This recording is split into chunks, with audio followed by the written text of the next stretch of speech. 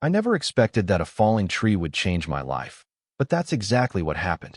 It's funny how we build these routines, these little fortress walls around ourselves, thinking they'll keep us safe.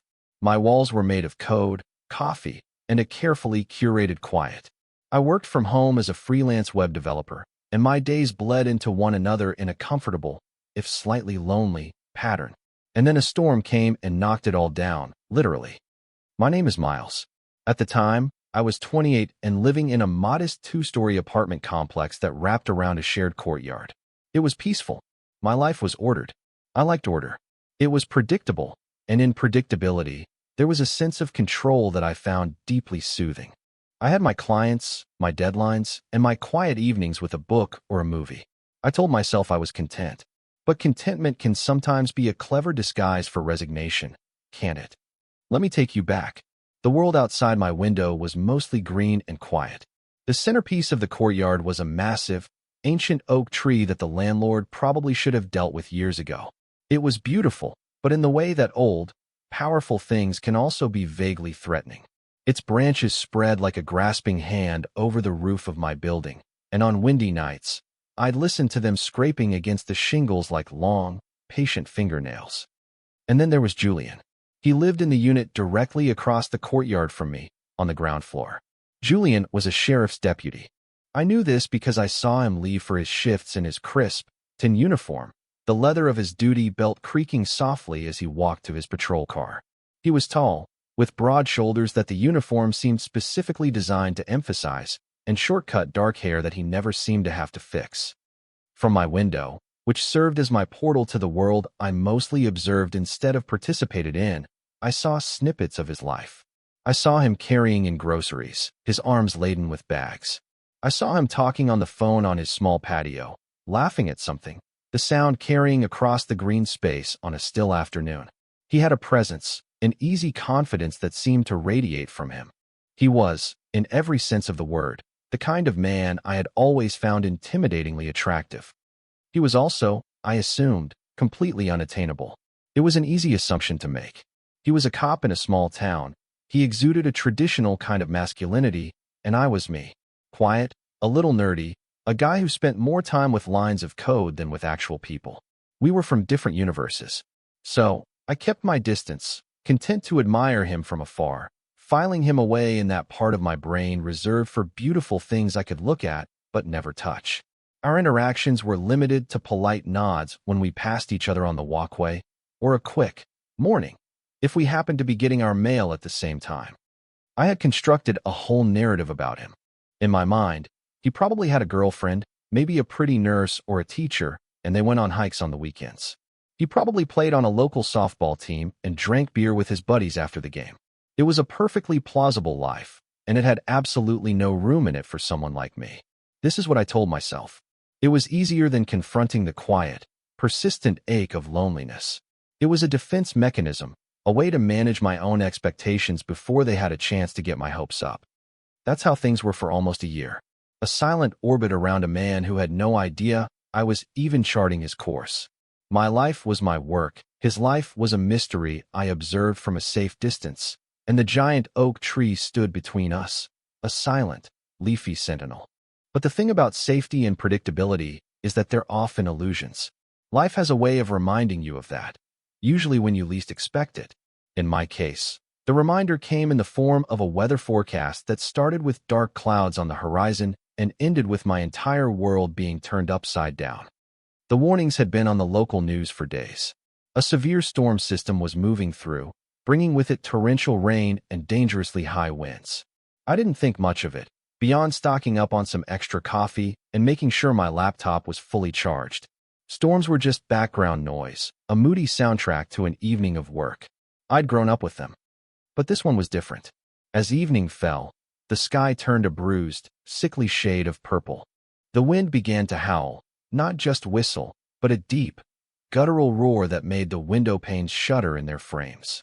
Rain came down in sheets, so thick it looked like the world outside my apartment had been erased. I remember standing at my window, watching the ancient oak tree in the courtyard thrash and bend, its branches whipping back and forth with a terrifying violence. I should have been more scared, I suppose, but instead, I was mesmerized. There was something primal and awe-inspiring about the raw power of it. I made a fresh cup of coffee, put on my headphones to drown out the worst of the noise, and tried to focus on a coding problem for a client. I was trying to impose my own sense of order onto the chaos raging just a few feet away. And that's when it happened. There was a sound that I can only describe as a scream made of splintering wood, followed by an earth-shaking crash that vibrated through the floor and up my spine. It was instantaneous and absolute. The power flickered, then died, plunging my apartment into darkness. My headphones were ripped from my ears by the sheer shock of it. For a long moment, there was only the sound of the wind, the rain, and my own heart hammering against my ribs like a trapped bird. I fumbled for the flashlight on my phone, my hands trembling. The beam cut through the darkness, and I saw it. A huge, thick branch, a limb of the great oak that was probably thicker than I was, had speared through the roof of my bedroom. It had shattered the ceiling, bringing down a shower of drywall, insulation, and splintered rafters. Rain was already pouring in, soaking my bed, my carpet, everything. The room was destroyed.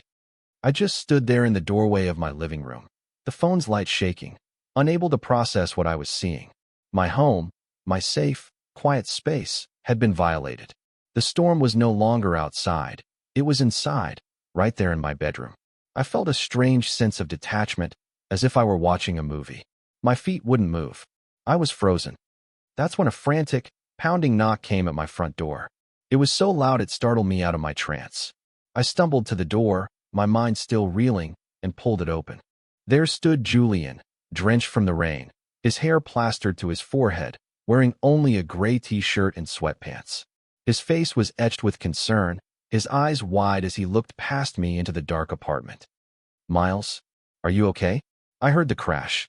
"What happened?" His voice was firm, cutting through the noise of the storm and the buzzing in my own head. I couldn't find my voice.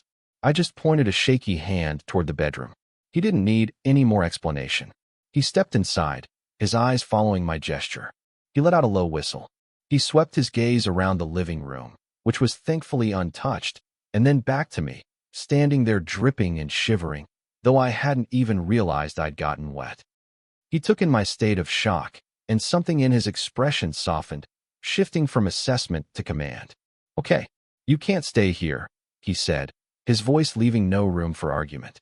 "The roof isn't stable. Go, grab your laptop, your wallet, a change of clothes. Whatever you can carry. You're staying with me." I just stared at him, dumbfounded. "What? No, I can't. I can't impose." He cut me off, stepping closer. "This isn't an imposition, Miles. It's an emergency. Your place is wrecked, and this storm isn't letting up. Now go. Grab your stuff. I'll wait right here." The authority in his voice was absolute, the same tone he probably used on the job. But underneath it, there was a current of genuine kindness, of profound concern. It was the first time I realized that my fortress had been breached, and the person offering me shelter was the one I'd been watching from its walls. And for the first time, I let someone in. The next few days passed in a strange, dislocated haze. My life, once so neatly organized, was now a chaotic mess of phone calls to my landlord, insurance adjusters, and contractors. My apartment was a disaster zone, cordoned off with yellow tape. But amidst the chaos, there was this new, unexpected center of gravity, Julian's apartment. His place was a reflection of him, or at least, the him I was beginning to discover. It was clean, functional, and sparsely decorated. There were no fussy knickknacks, just a comfortable-looking sofa, a solid wood coffee table, and a television. The walls were mostly bare, save for a few framed landscape photographs that looked professional. It was a space that felt calm and grounded, a stark contrast to the turmoil of my own life. He set me up in his spare room, which was clearly a combination office and guest space.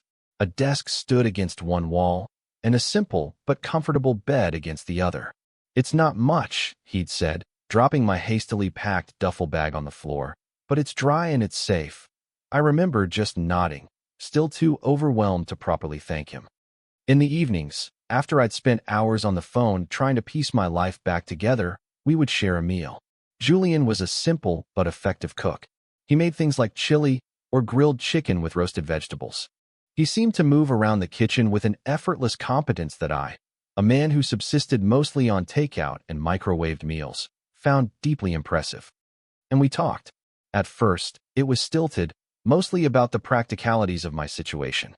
But slowly, the conversation deepened. I learned that he had grown up in a town a few hours north, that he had a sister who was a teacher, and that he'd been a deputy for 5 years. He was a good listener, asking thoughtful questions and letting me vent my frustrations about the insurance company without interruption. I found myself opening up to him in a way I rarely did with anyone. I told him about my work, about the freedom and the isolation of being a freelancer. I even found myself making him laugh with a story about a particularly difficult client. In those moments, sitting across from him at his small kitchen table, the imposing, unapproachable figure from my daydreams began to dissolve, replaced by someone real and kind and surprisingly gentle. The real revelation, the moment that completely shattered my carefully constructed image of him, came on the third night. We were sitting in the living room, the television on but muted. I asked him about the photographs on the wall. "Did you take these?" A faint blush crept up his neck. "Oh yeah? It's just a hobby." He seemed almost embarrassed, which I found endearing. They were beautiful photos, mostly of mountains and forests, capturing the light in a way that was both dramatic and serene. He was genuinely talented. "They're really good, Julian," I said, and I meant it. "You have a great eye." That seemed to open a door. He hesitated for a second, then said, "I have another hobby, too. It's kind of nerdy." He stood up and gestured for me to follow him to the spare room, to the desk I hadn't paid much attention to. There, under a canvas cover, was his real secret. He lifted the cloth, and my jaw dropped. It was an intricate, partially built model of an old wooden sailing ship. It was a thing of breathtaking detail. Tiny cannons poked through miniature gun ports, and delicate rigging was coiled in perfect, minuscule loops. The woodwork was exquisite. It was the work of a patient, meticulous artist. "Wow," I breathed. You do this?" "Yeah," he said, a small, proud smile touching his lips. "It helps me unwind. After a long shift, dealing with people at their worst, it's good to have something quiet. Something I can control, you know? Something I can build instead of just picking up the pieces." He picked up a tiny piece of wood with a pair of tweezers, his large, strong hands moving with a surgeon's precision. He explained the different types of wood, the historical accuracy he was aiming for, the hours of research he'd done. This was his vulnerability. This was the soft, thoughtful core beneath the uniform and the easy confidence. It was the part of him that was quiet and ordered and creative. It was a part of him that felt a lot like me. I was so captivated, I reached out without thinking, my finger heading toward a tiny, perfectly carved figurehead on the bow. As I did, my hand brushed against his. It was the briefest of touches, skin against skin, but it felt like a jolt of electricity. The air in the room suddenly felt thick, charged with a new kind of energy. Time seemed to slow down. I saw his eyes flicker from our hands up to my face. There was a question in them, something uncertain and exposed. My heart hammered in my chest. He pulled his hand back quickly, clearing his throat and stepping away from the desk. "So, yeah, that's my weird hobby," he said, his voice a little strained. The moment was gone as quickly as it had arrived, but it left an imprint, a small, significant spark in the quiet space between us. I went to bed that night replaying that tiny touch over and over, wondering if I had imagined the depth in his eyes, or if, just maybe, he had felt it too. The hope was terrifying. A few nights later, sleep wouldn't come. Or rather, it came in violent, jagged bursts, filled with the sound of splintering wood and the feeling of falling. I was having a nightmare, a vivid replay of the moment the tree came crashing through my roof.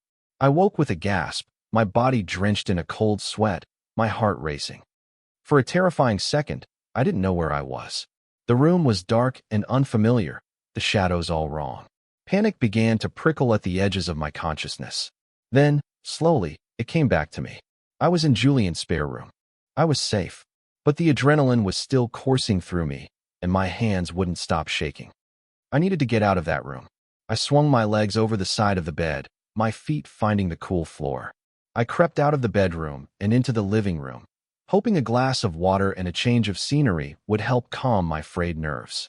I didn't expect to find him there. The only light came from a small lamp on an end table, casting a soft, golden glow over the room. Julian was sitting on the sofa, propped up against the armrest, a book open in his lap.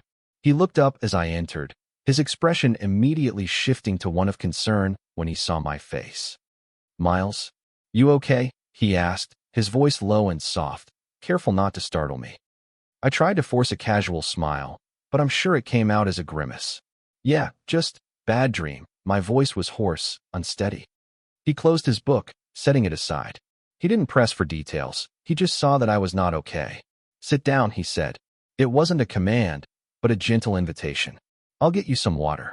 I sank onto the opposite end of the couch, wrapping my arms around myself as another tremor ran through me. He returned from the kitchen with a glass of cold water, pressing it into my trembling hands. I took a few sips, the coolness helping to ground me.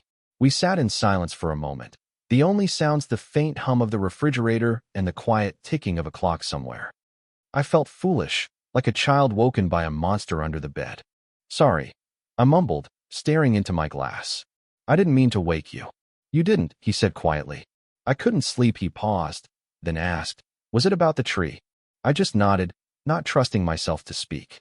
I felt a fresh wave of anxiety wash over me as the image of the branch bursting through the ceiling flashed in my mind.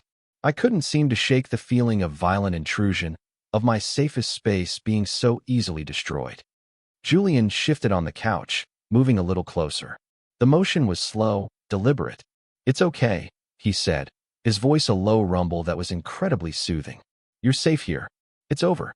His words were a comfort, but it was what he did next that undid me completely. He reached out, not quickly, but with a hesitation that spoke volumes, and put his arm around my shoulders. He gently pulled me toward him until my head was resting against his shoulder, my cheek pressed into the soft cotton of his t-shirt. The gesture was so unexpected, so profoundly kind, that all the tension I'd been holding inside me just broke. A sob escaped my lips before I could stop it. I was mortified, but Julian didn't flinch. He just tightened his grip slightly, his other hand coming up to rest on my arm. He didn't say anything else. He just held me. I could feel the solid, steady beat of his heart against my ear. I could smell the clean, simple scent of his laundry detergent. I could feel the warmth of his body seeping into mine, chasing away the chill of the nightmare. It was the safest I had felt in years. It wasn't a sexual touch, not at all. It was something far more intimate than that. It was pure, unadulterated comfort.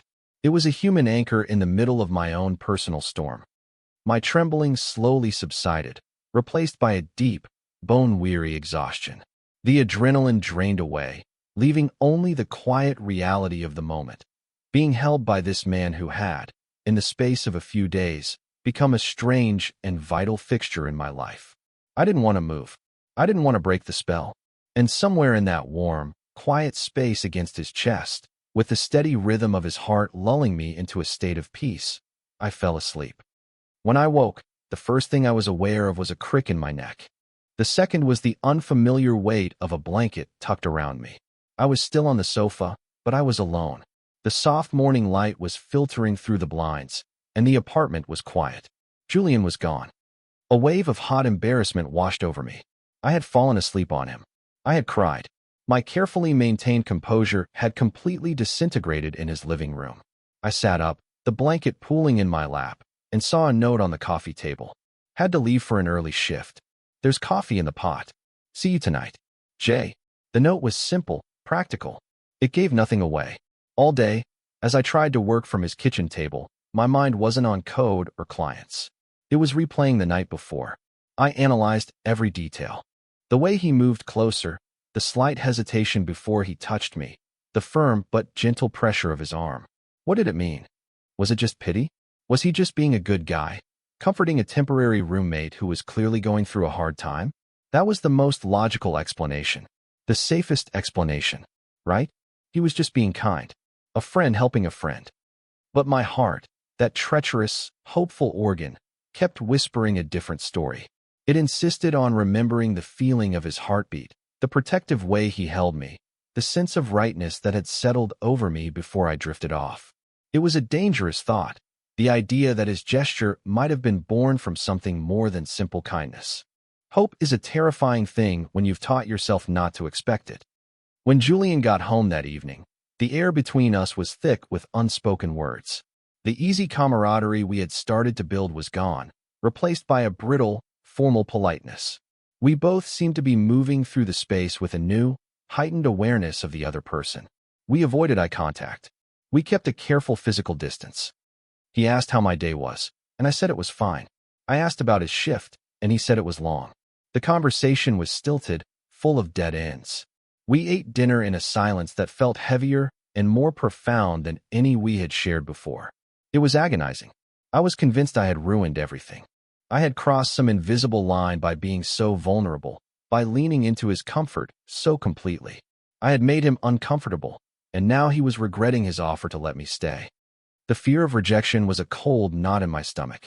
I'd rather he had just ignored me from across the courtyard than have this brief glimpse of connection and then have it snatched away because I had misread everything. I spent the evening alternating between wanting to apologize for being a mess and wanting to run back to my own ruined apartment, just to escape the suffocating tension. I felt like I was holding my breath, waiting for a verdict to be delivered. The quiet of his apartment, once a comfort, now felt like a courtroom. This excruciating dance of avoidance continued for another day. We were like two magnets with the same polarity, constantly repelling each other, maintaining a precise, unspoken distance in the small apartment. I'd make sure I was busy in the spare room when he was in the living room. He'd spend more time on his patio, talking on the phone. The silence between us grew louder and more unbearable with each passing hour. I was losing my mind. Every possible scenario played out in my head on a continuous loop. He was just being nice, and I was a fool for thinking it was anything more. He was disgusted by my emotional breakdown. He was straight, and I had inadvertently made a move on him by falling asleep on his chest. Each thought was more painful than the last, and my anxiety coiled tighter and tighter in my gut.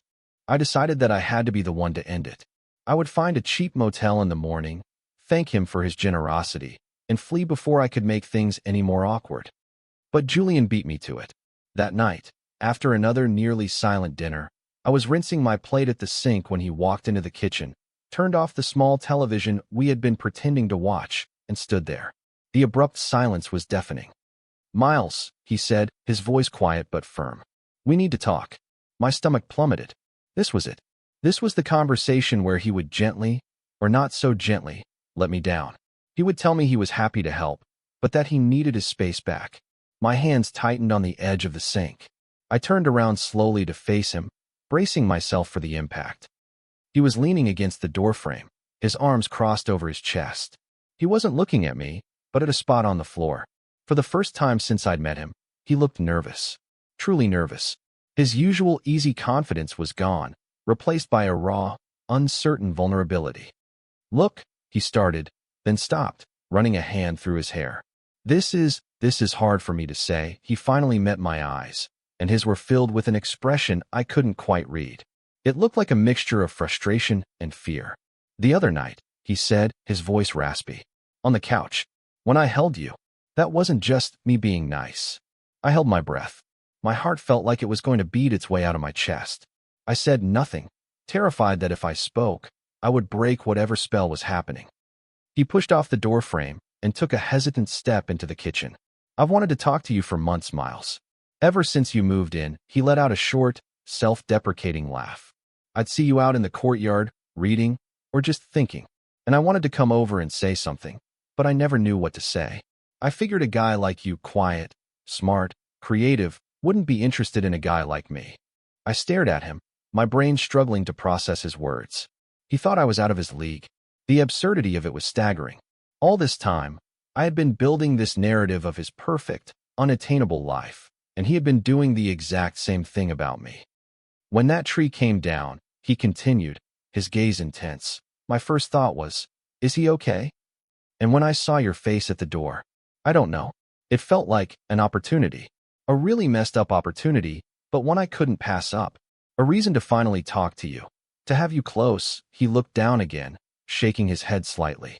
"And then the other night, you were so shaken up, and all I wanted to do was make you feel safe. But when you fell asleep, I panicked. I thought I'd crossed a line. I thought I had totally misread everything and freaked you out. That's why I've been so weird the last couple of days. I was terrified I'd ruined any chance I might have had. The knot of anxiety in my stomach didn't just loosen, it evaporated. A giddy, overwhelming sense of relief washed through me, so potent it almost made me dizzy. He wasn't pushing me away. He had been pulling back out of the same fear that had been tormenting me. "Julian," I said, my voice barely a whisper. "You didn't ruin anything. You didn't misread anything." I took a step toward him, closing the small gap between us. "I've been watching you too. For months. I assumed you were straight." A slow, brilliant smile spread across his face. A smile of pure, unadulterated relief. "No," he said softly. "Definitely not straight." And then we were just standing there, inches apart, a year's worth of silent observation and a week of intense proximity, finally culminating in this one perfect moment of understanding. All the unspoken tension, all the fear and the hope, had finally found its voice. He reached out, his hand gently cupping my jaw, his thumb stroking my cheek. "Can I?" he asked, his voice low and full of a question that had nothing to do with words. I couldn't speak, so I just nodded, leaning into his touch. He closed the last bit of distance between us and kissed me. It wasn't like the accidental brush of our hands over his model ship. There was nothing tentative about it. It was a kiss of profound relief, of pent-up longing finally released. It was warm and sure, and tasted faintly of the coffee he'd had after dinner. It was a confirmation. It was the end of the silence and the beginning of everything else. In the quiet of his kitchen, surrounded by the life I had only ever dared to watch from a distance, I finally felt like I was home. The weeks that followed the confession were like waking up from a long, gray dream into a world of startling color. My apartment was still a mess of repairs and renovations, but it barely registered. I spent almost all my time at Julian's, and his apartment, once a temporary shelter, began to feel like a shared space. My laptop found a permanent home on his kitchen table. My books started to appear on his shelves next to his photography manuals. We fell into a rhythm that felt both brand new and deeply familiar. He would wake before dawn for his shifts, and the smell of his coffee would be the first thing I noticed when I woke up. I'd work during the day, and when he came home, tired and worn from his shift, we would sit and talk. He'd tell me about his day, the small dramas and occasional dangers of his job, and I'd tell him about my clients and the intricate puzzles of my code. We went on dates. Simple things. We'd go for long walks in the woods at the edge of town, the same woods from his photographs. We went to a small, local diner for breakfast on his days off. He introduced me to his favorite pizza place. It was all so wonderfully normal, so blessedly mundane. Each small act of building a life together felt monumental. I learned the man behind the uniform. I learned he had a dry, understated sense of humor. I learned he was fiercely protective of the people he cared about. I learned that he loved old, black and white movies, and that he could spend hours patiently working on his ships, a look of intense, quiet focus on his face that I found endlessly captivating. And he, in turn, learned me. He learned about my anxieties, my love for quiet and order, and my own secret passions. He never once made me feel like I was too quiet, or too sensitive, or too much of anything. He just made me feel seen. One rainy evening, months later, I was finally able to move back into my own apartment. The roof was repaired, the walls were freshly painted, and the bedroom looked even better than before. But it felt empty, too quiet. That night, Julian came over with a pizza and a six-pack of beer. We sat on my sofa, listening to the gentle patter of rain on the new window panes. It was a soothing sound now, not a threatening one. He finished his slice of pizza and then moved to sit behind me, wrapping his arms around my chest and pulling me back against him. We sat like that for a long time, just watching the rain fall on the courtyard, on the now much smaller, less threatening oak tree. He rested his chin on my shoulder, his voice a low rumble next to my ear. "You know," he said softly, "as much as it sucked for you, I'm almost grateful for that stupid tree." I smiled, leaning my head back against his. "Me too," I whispered. "Life is so incredibly strange, isn't it? We spend so much time building walls to protect ourselves, to keep the world at a safe distance. We create routines and narratives that make us feel like we're in control. I had my quiet life, my work, and my solitary contentment. I thought that was all I needed. I thought that was all I was allowed to have.